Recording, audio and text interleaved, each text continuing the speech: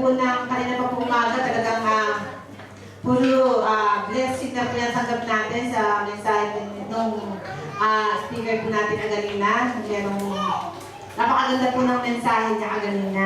Tungkol din po sa salvation po. At gamang ay nirelate na po natin din po doon yung ating mensahe po sa ngayon. Gusto ko lang po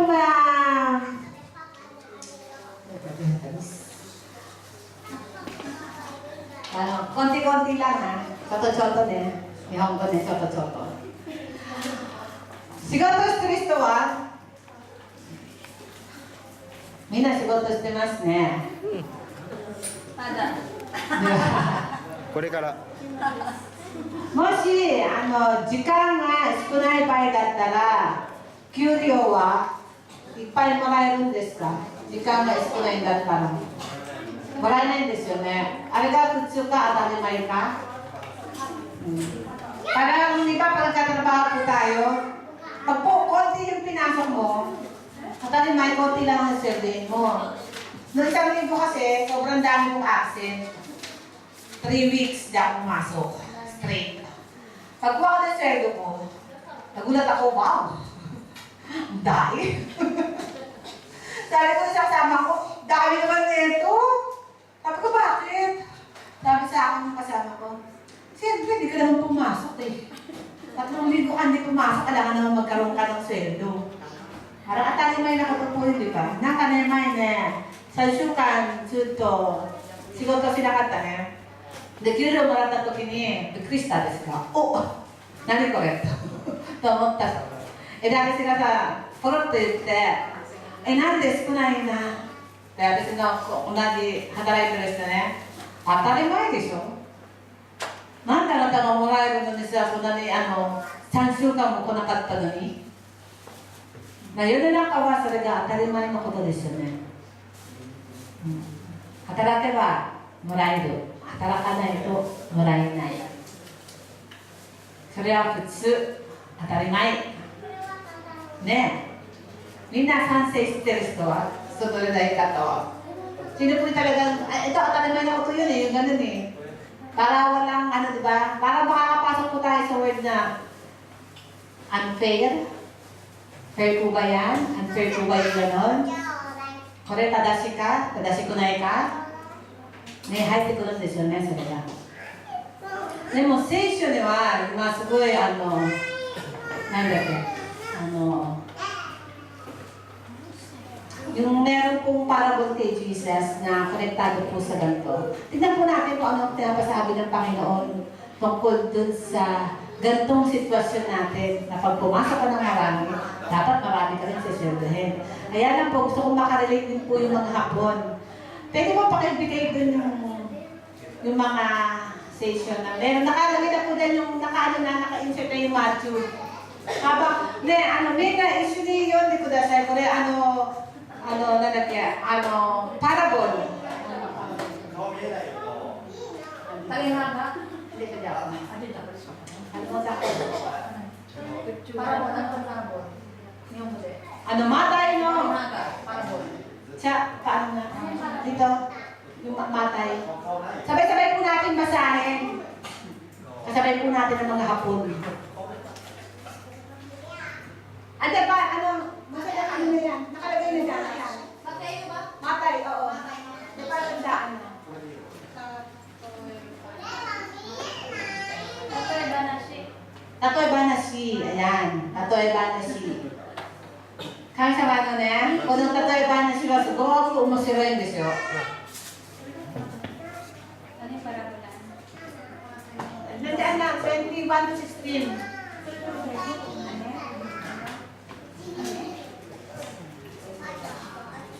Okay po? Di po? Sabay-sabay po natin basahin.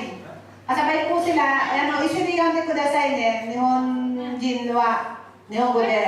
Tayo po, sabay-sabay po natin basahin para po makarelate tayo ng gusto sa kwento. Yan.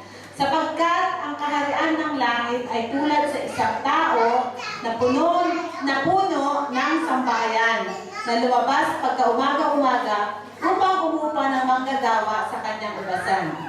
At nang makipagkasundo na siya sa mga manggagawa sa 1 denaryo sa bawat araw, ay isinugo niya sila sa kanyang ugasan. At siya ay lumabas ng malapit na ang 3 oras at nakita ang mga iba sa pamilihan na nakatayong walang ginagawa. At sinabi niya sa kanila, magsiparoon din naman kayo sa ugasan at bibigyan ko kayo ng nasa katwiran. At nagsiyao ng kanilang lakad sa ugasan. Lumabas siya muli nang malapit na ang mga oras na ika-6 at ika-9 at gayon din ang ginawa. At lumabas siya ng malapit na ika-11 oras at nakasumpong siya ng mga iba na nakatayo. At sinabi nila sa kanila, bakit kayo nakatayo rito sa buong maghapon na walang ginagawa? At sinabi nila sa kanya, sapagkat sino man walang umupa sa amin. Sinabi niya sa kanila, magsiparito din naman kayo sa ugasan. At nang dumating ang hapon, sinabi ng Panginoon ng ugasan sa kanyang katiwala, tawagin mo ang mga manggagawa at bayaran mo sila ng kaupaan sa kanila na mula sa mga huli hanggang sa mga una. At sa paglapit ng mga inupahan ng malapit na ika-11 oras, ay tumanggap bawat tao ng 1 denaryo. At nang magsilapit ang mga nauna, ang isip nila ay magsisitanggap sila ng higit at sila ay nagsipagtanggap din ng bawat tao ng 1 denaryo. At nang kanilang tanggapin, ay nangagbulong-bulong laban sa puno ng sambayanan, na nangagsasabi, isa lamang oras ang ginugo nitong mga huli. Sila'y ipinagtay mo sa amin na aming binata ang hirap sa maghapon at ang init na nakasunog. Dadagpat siya'y sumagot at sinabi sa isa sa kanila, kaibigan, hindi kita iniiring. Hindi ba nakipagkayarin ka sa akin sa 1 denaryo? Kunin mo ang ganang iyo at humayo ka sa iyong lakad. Ibig kong bigyan itong huli ng gaya rin sa iyo. Hindi ba ka matuwid sa aking gawin ang ibig ko sa aking pag-aari? O masama ang mata mo, sapagkat ako'y mabuti. Kaya ang mga una ay mga huhuli at ang mga huli ay mga uuna. Nakarelate po tayo. Medyo malalim po yung Tagalog. Medyo magulo po. Hindi ko basta lang. Sige po, ano natin, palagaanin natin yung istorya. Kung ano po yung nangyari dyan. Meron po isang may-ari ng vineyard, ng ubasan. Ang ginawa niya, kailangan niyang lumabas siya ng umaga-umaga. Pag ganyan natin tatlo sa oras na ito, lumabas siya, kasi may nakasulat po na mabasa ng pang yung unang 3 oras, yung 6 na oras, yung 11 oras. Makikita natin yung oras doon. Pag kinuwenta po natin yan, nagsimula po lumabas yung may-ari alas 6 ng umaga. Kasi pag umabot po ng 11 oras yan, mula alas 6 hanggang alas 5, 6, 7, 8, 9, 10, 11, 12, 1, 2, 3, 4, 5. 11 oras. Ibig sabihin, lumabas po yung may-ari, alas 6 ng umaga, yun ang unang-unang labas niya. Naghahanap sila magtatrabaho dun sa ubasan niya. E di lumabas siya. May nakita siya mga tao dun na manggagawa. At di tinawag niya. Anong ginagawa niyo dyan sa labas? Punta kayo rito. Trabaho kayo sa akin. Babayaran ko kayo per day. Na 1 denaryo. Sige, palabasin po natin yung 1 denaryo ay 1 lapad sa panahon natin ngayon. So then, per day ang usapan nila, bibigyan kita ng 1 lapad sa 1 araw mong ipapagtrabaho. Akin po noon, nung panahon po kasi dyan sa lugar nila, pag malapit na yung ulan, lalabas na sinabi yung may-ari ng ubasan. Di tinignan, naku, malapit na dumating yung ulan. Kailangan maiayos ko na lahat yung mga gagawin sa ubasan. Kaya, kulang siguro yung nagtrabaho sa kanya, labas na naman siya ng ika-siyam ng umaga. E di, after 3 hours, balik na naman siya sa labas, kuha na naman siya ng manggagawa. Kaya ano nakasulat dyan, di ba? After nung lumabas ulit, after na 3 oras. Ibig sabihin, after ng 3 hours, di alas 9. Labas na naman siya ng alas 9. O di, may nakuha na naman siya mga tao. Ganun din ang sabi niya. Pero ako din yung ano niya, o di ka, trabaho kayo sa akin, bibigyan ko kayo karampatang bayad. E di ganun ulit, pasok na naman yung mga nagtrabaho na naman. After nun, after 3 hours ulit, anong sabi? After ilang 3 hours ulit, alas 12 ng tanghali. Diba, nakalagay ko na, alas 12 ng tanghali. E di, labas na naman siya. Nakakuha na naman siya ng mga tao. Every 3 hours siya. After naman, pagkatapos sa alas 12 ng tanghali, alas 3. Labas na naman siya. Wala naman siya ng arbaito. After nun, yung pinakahuling arbaitong kinuha niya, mag-aalas 5 na. Sabihin, padilim na. Wala na. Kasi sa nung time na yun, pagdating ng wala kasi mga ilaw-ilaw pa nung panahon na yun. Kaya pagdating na, magdidili na po yun, pagdating ng alas 6. Kaya before mag-alas 6, kumuha na talaga siya ng yung pinakahuling-huli na. Yan yung jin, daytay wakalimas ka. Kuno, tato eba na siwa. So you, tato eba ne, karong kusurun dattara, kuno hanashi ka karong kusurun dattara, oda ga iru sacho sa nga ite, de, pato, baito sa nga, yatto, hiro chao ne.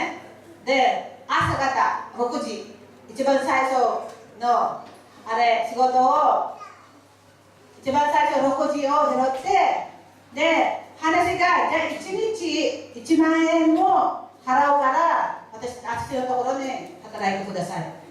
で、それで、例えば今だったらね、1ディナールだったら、今のあれだったら1万円ね。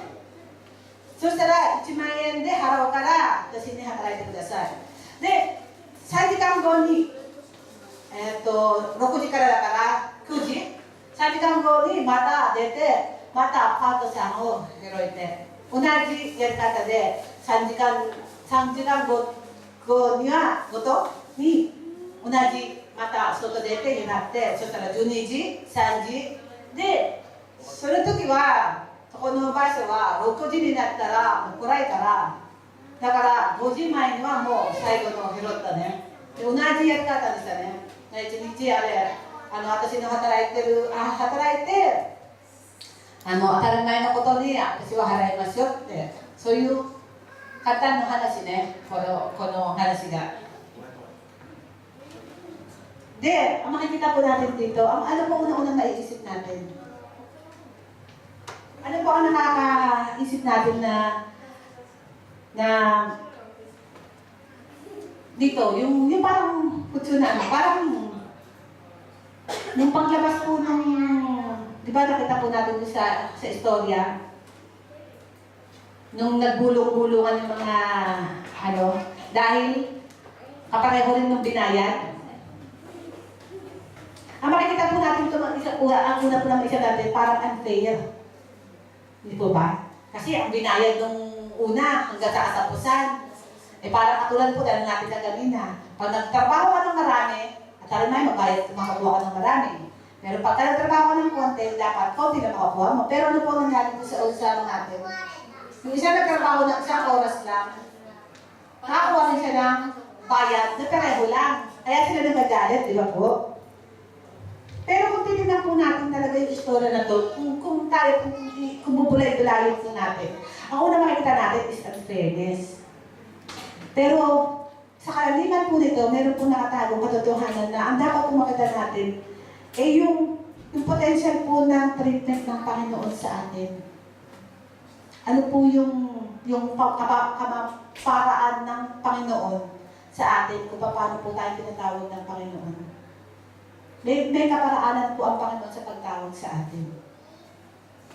Kung tinilang po natin, pakibalik natin sa 1 hanggang 8.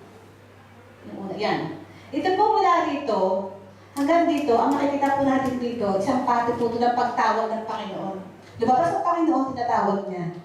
Ngayon din po ang Panginoon sa atin, tinatawag din po tayo ng Panginoon sa buhay natin. Pagdating po, paano may separation po kasi ito eh. Pagdating po sa 9 and 10, punta po tayo sa 9 and 10.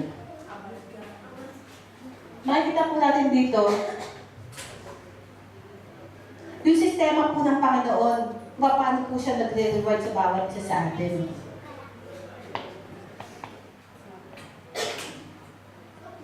Kung paano po yung, sabi niya po, di ba, tumating hapon, sinabi niya pa, ubas ang kanyang katuwala. Tawagin mo na, sabi niya, yung mga gagawa, bayaran mo na. Ito po, sariling, po ng may-ari. kaparaanan niya po. Katulad po ng Panginoon natin na meron po siyang sariling kaparaanan sa pag-reward po sa atin. Halimbawa po sa mga ministry natin, minsan naisip natin, ang tagal ko na sa ministry ito. Meron na una ngayon. Ano po nangyayari? Minsan natatabunan po tayo ng eksena. Oh, may bago. Ito na yung medyo apple of the eyes. Ngayon yung mga dati, parang natatabunan na, nawawala na ang Kaya parang ang nagkakaroon tuloy, nagkakaroon ng selosan, inggitan, parang dito, bulong-bulungan. Nagiging parang sa isang ministry po, meron pong ganito, kaya ito pong talikhaga na ito, ipinapaano po sa atin ng Panginoon. Sa isa pa po natin, parang naisip po natin na laging parang may unfair tsaka merong fair. Kahit sa ministry, kahit sa loob ng church, meron palang mga ganon. Tignan po natin yung 11 hanggang 12. Ang makikita po natin dito, yung nagiging ugali po ng mga Kristiyano. Bulong-bulungan. Laban po dun sa puno ng sambayanan. Kapag nagkakaroon po ng konti, kanya-kanya na pong bulungan. Bulong-bulungan. Ano po problema? Ganyan. Ang sabi niya, siya, pinantay mo sa amin yung samantalang siya. Ngayon pa lang. Para bang, kapag dati ng matagal ng maghapon tayong katrabaho sa church, para bang dapat tayo ang mas natanggap ng maraming papuri. Parang gano'n ang nangyayari sa atin eh. Ikaw kasi ang tagal ko na, ako na yung lahat, ako na yung kumakanta, ako pa yung nagaganto, ako pa lahat, ang tagal-tagal ko na rito, 8 years na ako rito. Samantalang ito, bago pa lang.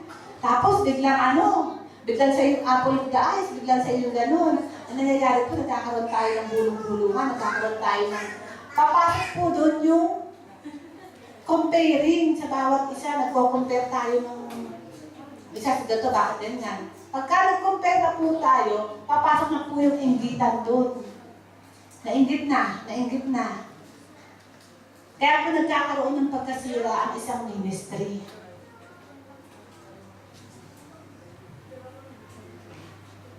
Tingnan po natin sa 13 ang sabi rito. Dada po sa sumagot na sinabi sa kanila. Apakaganda po ng sagot ng Panginoon. Masyado po interesting. Sabi na po, kaibigan, hindi kita iniiring. Ano po yung iniiring? Sa ibang word. Hindi ako gumagawa ng masama sa iyo. Hindi kita dinadaya. Sabi po ng Panginoon, hindi kita dinadaya. Sabi po nung last word, sa akin din po, ganun po sila sabi ng Panginoon. Pag tayo po nagreklamo sa Panginoon, bakit ganito din? Ako yung ministry ko, yung ganito. Sabi po ng Panginoon, hindi kita iniiring, hindi kita dinadaya. Kasi bakit po? Sabi po na may araw dito, nagkasundo tayo sa isang denaryo eh. Inabot ko naman sa iyo isang denaryo. Paano kitang dinaya? Pag sinabi mo dinadaya kita, nangako ako sa iyo ng 2 lapad, hindi ko binigay yung 2 lapad sana sa iyo. Para isang lapad lang binigay ko, gano'n parang kulang. Yun, pwedeng sabihin na dinaya yun eh. Pero ang usapan, isang lapad sa isang araw, malinaw po, di ba sabi niya? Ibigyan kita ng isang lapad sa isang araw, magtrabaho ka. Inabot naman po sa kanya. Ang nangyayari po, apakalinaw po na pinapasabi dito na tinitigan po kasi natin yung kabila. Nakita po dito, sabi po ng Panginoon, na halimbawa po, nagbigay ang Panginoon ng ito pong gift na to, ito pong reward na to, lalabas po ito, ang ay yung salvation natin. Halimbawa tayo, tinawag po tayo ng Panginoon sa labas, hindi anak, maniwala ka lang sa akin, bibigyan kita ng salvation. Tinawag na yung kabila rin, o anak, eto na, bibigyan din kita ng salvation. Alam ka naman, nauna lang itong isa, kalahatiin yung salvation. Meron po ba kalahating salvation? Wala naman po. Alam ka naman kalahating. Nasa langit o kalahating. Isa nasa paa nakabitin sa engineer to. Hindi naman po pwede yung gano'n. Kaya sabi ng Panginoon, salvation na ibinibigay ko sa pagtawag ko sa inyo.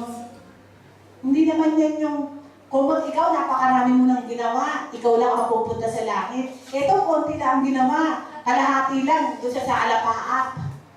Ito mas konti ginawa. May ginalito siya nakasaya doon sa, sa lupa. Hindi siya na nasa langit, alapaap, lupa. Susunod, impyerno na. Para kung kasi ganun ang mangyayari natin, pag ang inano po natin ay kung ano yung pag sinusukat po natin yung mga ginagawa ng bawat isa. Yung pagsagot po ng Panginoon dito, ito po yung way ng Panginoon kung paano pa tayo dinidil ng Panginoon. Kaya po tayo nagkakaroon ng tanong, kasi po, yung reward system ng Panginoon, hindi po natin kayang yung ariin po natin. Kasi sa kanya yun eh. Halimbawa, kung Sancho, may karapatan niya magbayad kahit kanino eh.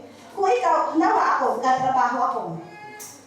Karapatan kong magpatanggap yung, pero ito kasi yung Sancho, siya yung merong karapatan kahit na ano yung ibigay niya dun sa gusto niya. Hindi natin pwedeng saklawan yung gusto ng Sancho. Hindi natin pwedeng saklawan yung gusto ng Panginoon.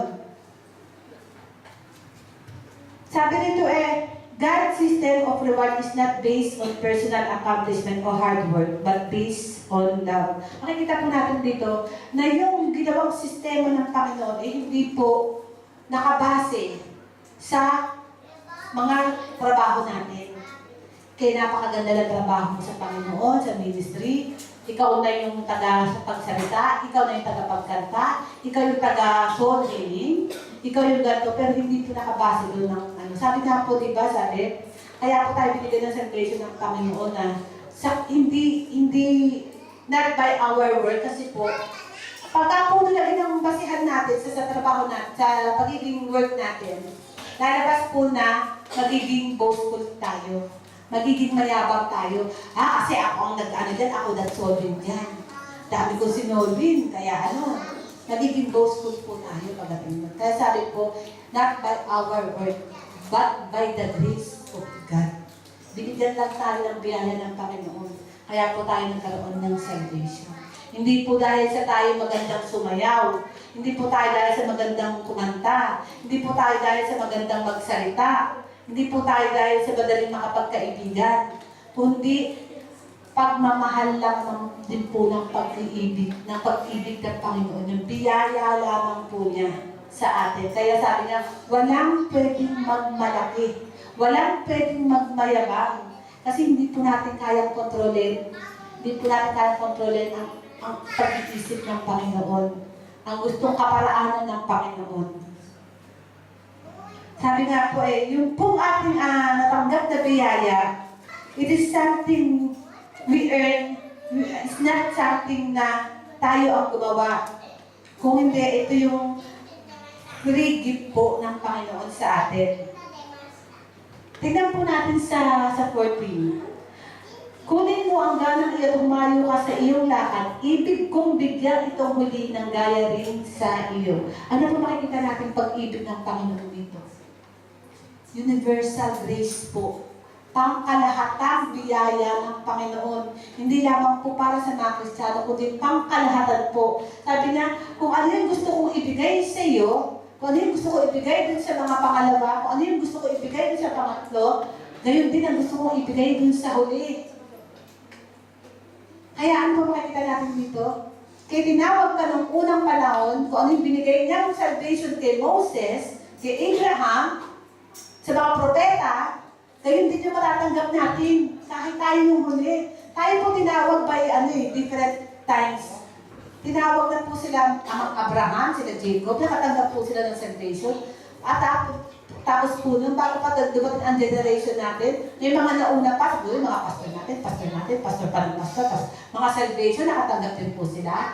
Tayo po, until, tutunin po natin yung pinakahuling oras. Sabi, malapit na magdilim. Mag-aalas 6 na. Pero, may kinukuha pa rin po ang Panginoon. Meron pa rin po siyang gustong i-save. Until malapit na po mag-end of the world. Hanggang sa malapit na po siyang dumating. Meron pa rin po siyang gustong ma-save. Hindi po humihinto ang Panginoon sa paglabas. God made His reward available to all. Para po sa lahat, Sabi po sa John 3:16, sapagkat gayon na lamang ang pag-ibig ng Diyos sa sanlibutan. Saan po? Sa sanlibutan. Hindi po sinabing gayon na lamang ang pag-ibig ng Diyos sa mga Kristiyano. Ang sabi po, gayon na lamang ang pag-ibig ng Diyos sa sanlibutan, kaya ibinigay niya ang kanyang bugtong na anak upang ang sino mang sumampalataya sa kanya ay hindi magpahamak, kundi magkaroon ng buhay na walang hanggan. Lahat po, hindi po yung tayo mga Kristiyano lang, kundi ang nais po ng Panginoon ay lahat po ng mananiniwala sa Kanya ay magkaroon po ng eternal life. Yun po yung reward ng Panginoon sa atin.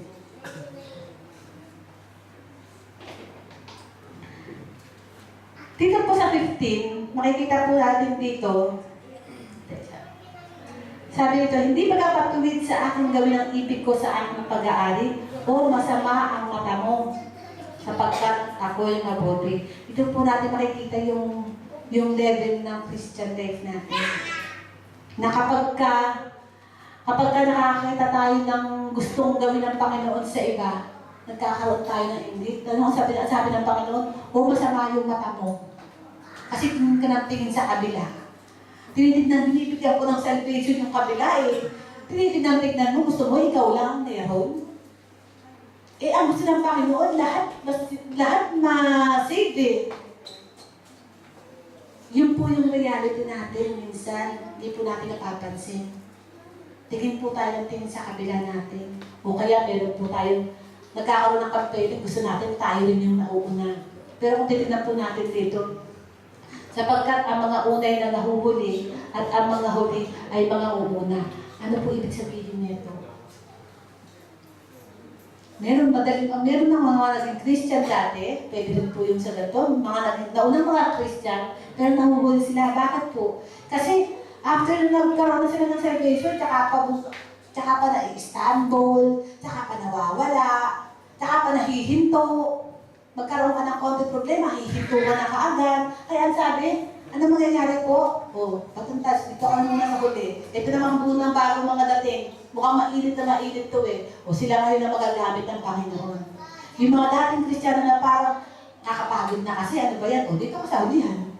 Ayaw mo magpagamit, di ka na magagamit. Ang gagamit mo yun, yung mga baguhan. Kaya minsan huwag po tayong tataka, bakit dito kapapasok pa lang nito, nagagamit na. Gusto magpagamit eh. Bakit ang tagal-tagal na? Sobrang tagal na ng 20 taon sa church, hanggang ngayon nakaupo pa rin. Hanggang ngayon hindi sila pa rin. Paano pa ulit-ulit na nangyayari sa buhay nila? Pagkatapos mo umupo, ayan ang init mo, ngayon ayan ka rin naman. Nagkaroon ka ng problema. Di pa tsaka tinga. Hanap na makaka-feed sa akin. Hanap na makaka-bless sa akin, hindi yung hanap na makaka-bless sa Panginoon. Ano nangyayari, baliktad? Gusto ko yung naririnig ko lang. Ayoko na naririnig ko ngayon dyan. Kaya lilipat ako sa iba, gusto ko yung magandang message. Gusto ko yung pupurihin ako. Gusto ko yung tatabahin yung puso ko. Ayoko na nasasaktan ako. Pero hindi natin alam, minsan yung sa sakit nga na yun, doon po tayo tumatatag. Every time na may pagsubok, yun po yung nakakapagpataas sa atin. Doon po tayo nagtipay. Pero kung lahat na lang lahat ng problema tatalikuran po natin at tatakbuhan natin, wala po tayong hahantungan. Kaya ang sabi po, itong verse na hindi lamang po ito isang beses na nabanggit sa Bible.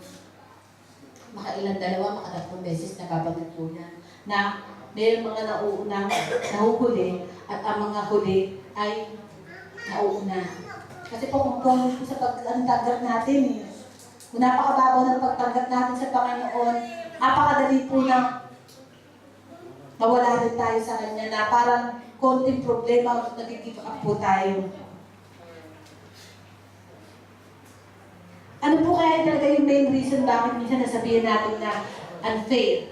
Bakit itong ganito, inaano natin na masyadong unfair yung naging ng Panginoon dito? Kasi una po, naisip po natin to na nagiging unfair kasi hindi po natin kayang kontrolin. Ang Panginoon lamang po ang nakapagko-control nito. Tayo hindi natin kayang kontrolin. Kasi nga po, kaya natin siya kayang kontrolin, hindi po tayo ang gumawa. Hindi po tayo gumawa para i-receive po yung reward na ito, kundi ang Panginoon po mismo, siya. Siya po mismo yung nagtrabaho ito sa ibinigay niyang eternal life sa atin.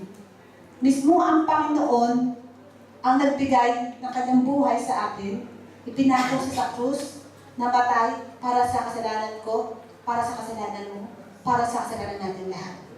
Kaya wala po tayo pwede ipagmalaki kasi hindi naman po tayo napako sa krus. Kung tayo po tayo napako sa krus, okay na sabihin natin sa Panginoon, ako naman napako sa krus eh. Dapat ako mas maraming mabibigay na matatanggap na reward. Eh, hindi po wala tayong karapatang magsalita kasi hindi po tayo ang nagtrabaho ng salvation natin. Ang Panginoon po mismo ang nagtrabaho ng salvation natin. Siya na nagbigay, siya pa nagtrabaho. Kaya hindi po natin kayang sabihin sa Panginoon yung dapat ganito yung reward ko. Dapat ganito yung reward ko. No one can be boast. Wala po tayong pwede ipagyabang sa Panginoon at hindi po tayo pwede magyabang sa Panginoon. Siya po yung nagbayad. He paid the price that we could never pay. Hindi po natin kayang bayaran po. Binayaran po tayo ng mahal ng Panginoon sa pagbubuo niya sa cross. Dapat po maintindihan natin yung meaning ng cross. Minsan po, akala lang natin, andyan lang yan, nakatayo lang yan dyan, yung cross na yan, makita natin kung saan-saan lugar. Hindi natin alam kung ano yung meaning nun. Ano ba yung meaning ng cross? Ano ba nangyari dyan? Kaya minsan mapadaan tayo, wala lang. Kasi para ganun lang nakita natin. Hindi po natin alam na nalaintindihan na cross po. Diyan po tayo nagkaroon ng salvation nung ibinigay po ng Panginoon mismo ang kanyang katawan. Lahat po ng kasalanan natin dati, ngayon, at yung magagawa pa po natin, lahat po yung nakasakop na meron na pong kapatawaran kung tayo po ay totoong magkakaroon ng relasyon sa Panginoon. The greatest reward is the eternal life for all to receive. Lahat ng salvation po ay para po sa lahat, hindi po para sa mga Kristiyano lamang po. Pero kung tignan po natin, binigay po ng Panginoon ang kanyang buhay sa cross, pero hindi pa rin po nahinto roon ang Panginoon. Hindi po siya huminto sapagkat nandun lang siya na nabigyan po tayo ng salvation, nabigyan ka na yung maniniwala sa Kanya. Hindi po huminto ang Panginoon sa ganun lang. Kung titignan po natin yung 1 to 8, babalik pa rin po tayo doon na tinawag po tayo ng Panginoon. Hindi po huminto ang Panginoon. He never give up. Hindi po siya huminto sa pagtawag sa atin. Nakailang balik siya upang lahat po, kung ayaw pa rin po natin na minsan ngayon tinawag tayo ng Panginoon, busy pa rin po tayo, ayaw pa rin po natin lumapit, andyan pa rin po ang Panginoon, lalabas pa siya ulit. Andyan, ang Panginoon po ang lumabas. Hindi po tayo. Ang Panginoon po ang lumabas para tawagin. Ang Panginoon po ang nagbigay ng sa atin ng salvation. Meron pong minsan, sabi ko nga kaganina na iba-ibang oras lamang po tayo na tanggap sa Panginoon ng panahon. Meron pong maagang na nakatanggap, maagang na baptize, maagang nagkaroon ng relasyon sa Panginoon. Meron naman po yung after na ilang years, o yung mga kabataan, ngayon pa lang siguro kung magkakaroon ng tamang relasyon sa Panginoon.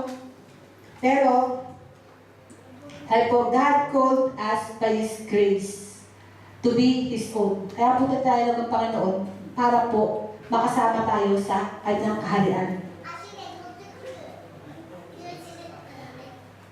Kaya po sabi dito, whether we are the first or the last, we all receive the same reward. Yung pong salvation, kahit po tayo na una, kahit po tayo na huli, iisa lamang po, pare-pareho lamang po ang tatanggap natin na salvation. Ano na po yung salitang fair and unfair? Tignan po natin, isip-isipin po natin, bulay-bulayin po natin.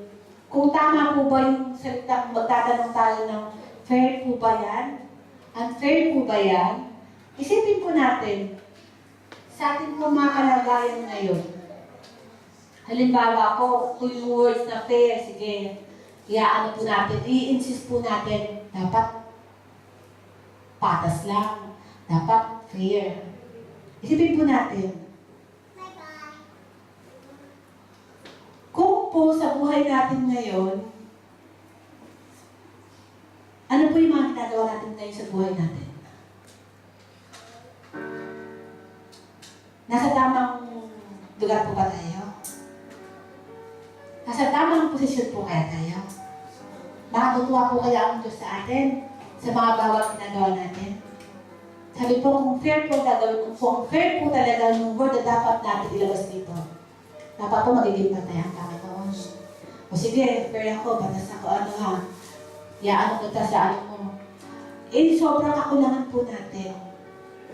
Hindi po ba napakaganda yung ginawa ng Panginoon na binigyan tayo ng salvation through His grace?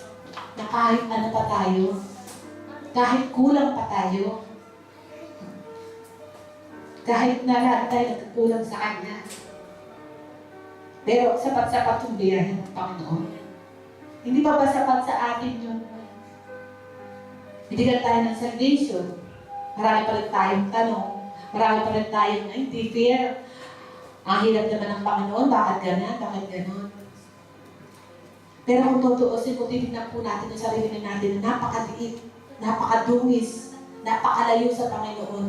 Pero ang Panginoon, ito pa rin siya. Tinatawag pa rin tayo, anak, halika rito, mag-serve ka sa akin. Tapos sasabihin natin, fair ba yan? Unfair ba yan? Pero kung titignan po natin yung universal love ng Panginoon, yung universal grace ng Panginoon sa bawat isa sa atin, hindi po natin iisipin na dapat fair. Dapat iisipin po natin, Lord, salamat. Hindi so fair kung hindi po dun sa fair, kung hindi dun sa undeserving love mo. Undeserved love na ibinigay mo sa amin. Kasi we are not deserving naman eh.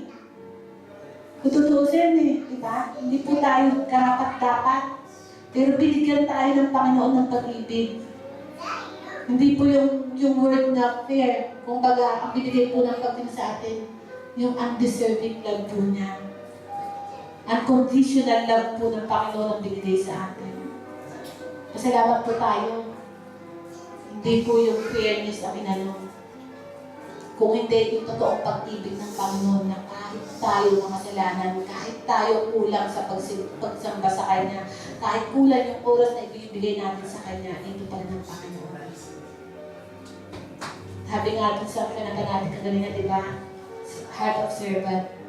Na sana po totoo nga, makita ng Panginoon sa atin. Makita niya talaga sa atin po yung pusong naglilingkod sa Kanya. Yung pusong hindi po naiinggit. Yung pusong gusto magpasakop sa Kanya. Magpagamit sa Kanya sa anumang panahon. Kaya kung titignan po natin, parang hindi po tayo yung maging last sa paningin ng Panginoon. Kundi maging precious po tayo sa paningin niya. Nawag po sana dumating sa atin yung tayo, ito na nag-serve na tayo sa Panginoon. Pero darating ang time dahil sa katitingin natin sa kabila natin, katitingin natin, ingit tayo ito, ingit tayo doon. Gusto natin tayo yung nauna, gusto natin tayo yung gatong, gusto natin tayo yung mataas. Huwag po sana dumating sa buhay natin na tayo yung nasa hulihan na. Panatiliin po natin yung pag-ibig natin sa Panginoon na habang ginagamit po tayo, habang andyan po yung pag-ibig ng Panginoon sa atin, let's grab the opportunity po na talaga ibigay po natin sa Kanya yung nararapat din po natin ibigay. Sige po, patuloy po tayo at tumayo at awitin po natin ulit yung heart of the servant. Jesus, my Lord, Lord, do not come my life. Wherever you go, wanna be by your side. No longer I, but Christ living in me.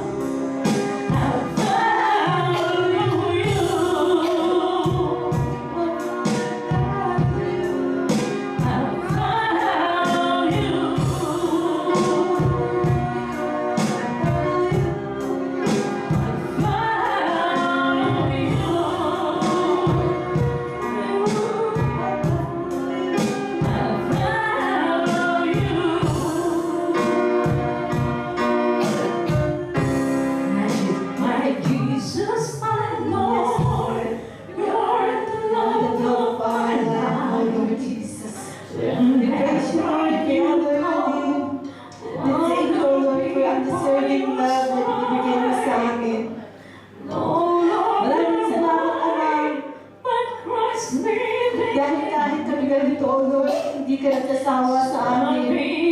Kahit kami nagkukulang, Ama, patuloy mo kami tinatawag. Hindi ka nagsawa sa pagtawag sa amin, Ama. Maraming salamat po, Lord. Lord, sana sa buhay namin, pinapinigyan mo kami, Panginoon, ng mga lakas. Mga Panginoon, nakita mo sa buhay namin, O Lord, ang tunay na pagsamba sa'yo, ang tunay na pagpapagamit sa'yo. Lord, naguhin mo ang puso namin. Nawa ka man ang saan mo kami ng tapat.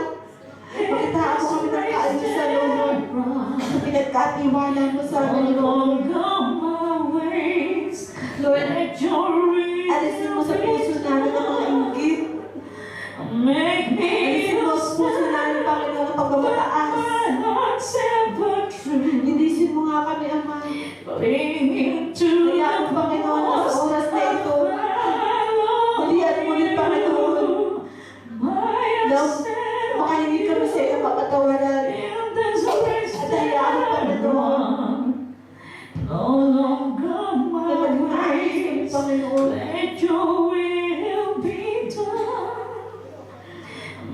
Lord, ayaw mo na kami. Mahina ang bawat isa sa amin. Ngunit patuloy kami lumalapit sa iyo. Dahil alam namin, O Lord, na hindi ka malulunod sa amin kapag ganito kami lagi. Pagka kami hindi nagkakaroon ng kaayusan. Pagka sa kabila, Panginoon, ng kabuti na binibigay mo sa amin. Nagkakaroon kami ng usapan lagi na hindi maayos. Lord, tulungan mo nga kami, Ama. Ituro mo sa amin na narapat namin gawin mo ng tamang pagsamba sa iyo. Humingi kami ng kapatawaran sa iyo, Lord.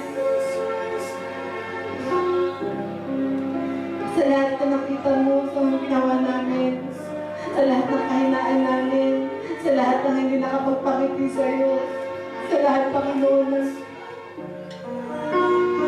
mga bagay na hindi ka nais-nais sa iyo. Tulungan mo kami, Ama, lalo na, Panginoon, na ang mga kabataan na namin ito, O Lord, patuloy ko sila itinataas sa iyo, O Lord. Ipuin mo, Panginoon, ang puso ng bawat isa.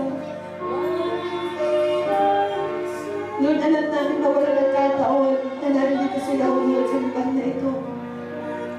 Napakahirap man, O Lord. Dahil meron kami mga hindrances sa mga language. Pero alam ko, Panginoon, na hindi ito magiging sagapan. Alam namin, Panginoon, na ikilos ang banal na Espiritu sa oras na ito. Hindi lamang po sa mga kabataan, kaya din po sa amin na bawat isang pinagkatiwalaan mo, O Lord. Makitaan mo ng kaayusan ng bawat isa sa amin. Doon sa pinagkatiwala ng ministeryo ito. Tulungan mo kami ang bawat isa sa amin, O Lord, na magkaroon ng puso nagkakaisa. Ang puso nagkakaisa, Ama. Maraming salamat sa iyo, Lord.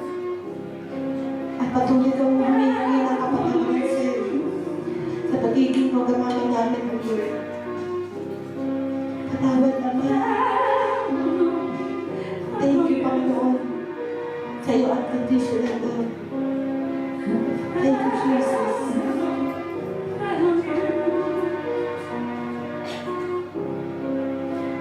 Thank you, Jesus. Lahat mo din pinabalik namin sa pangalan ni Jesus namin na kapagligtas.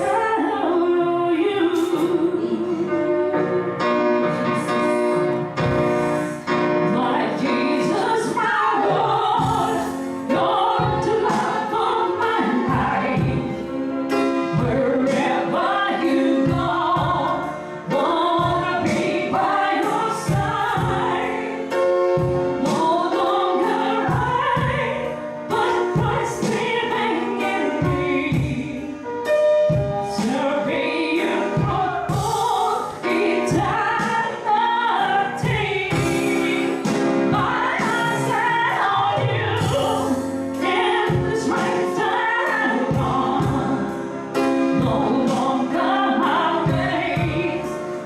Your